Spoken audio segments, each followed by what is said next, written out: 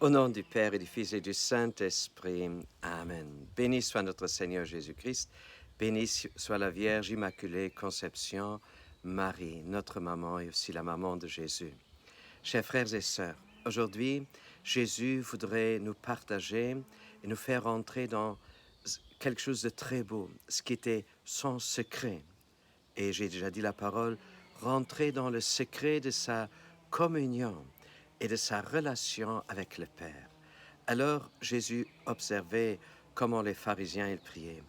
Il voulait se faire valoir, il voulait se montrer devant les gens quand il donnait l'aumône, quand il jeûnait et quand il priait.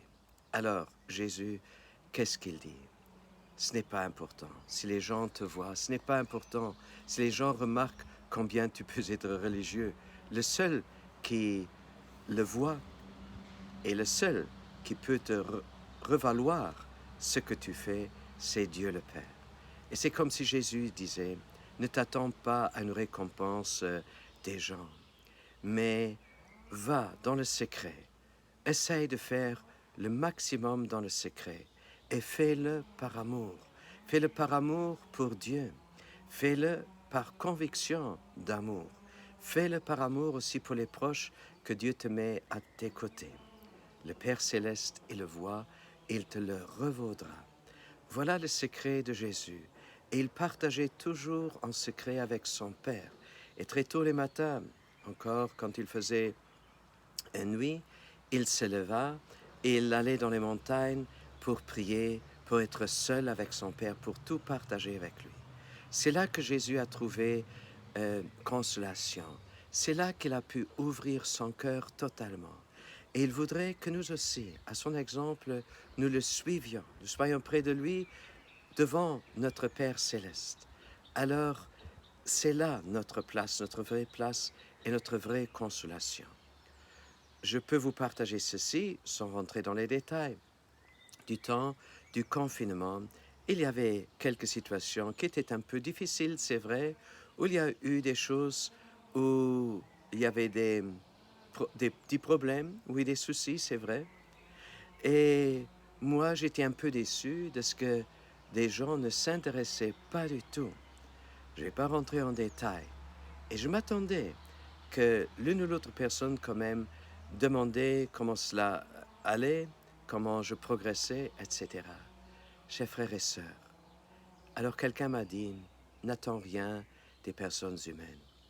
Et j'ai compris ce message.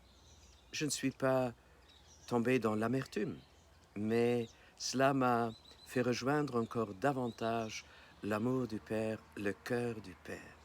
Chers frères et sœurs, voilà une grande découverte que Jésus voudrait nous faire partager, de tout porter au cœur de son Père.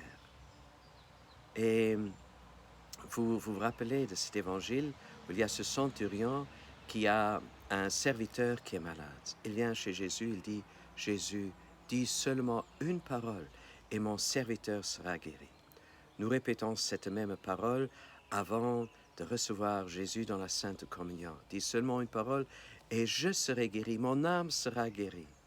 Alors une seule parole de Dieu le Père, dans le secret, où personne ne nous voit, une seule parole de Dieu vaut 1000 paroles humaines de compréhension, etc. Chers frères et sœurs, restons et approfondissons-nous dans cette présence de Dieu le Père qui est là, dans le secret.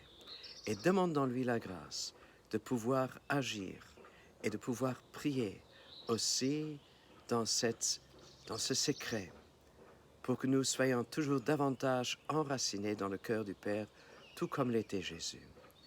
Et que Dieu nous bénisse pour cela, Dieu le Père, le Fils et le Saint-Esprit. Amen. À nous tous, je souhaite une sainte journée dans le secret du cœur du Père.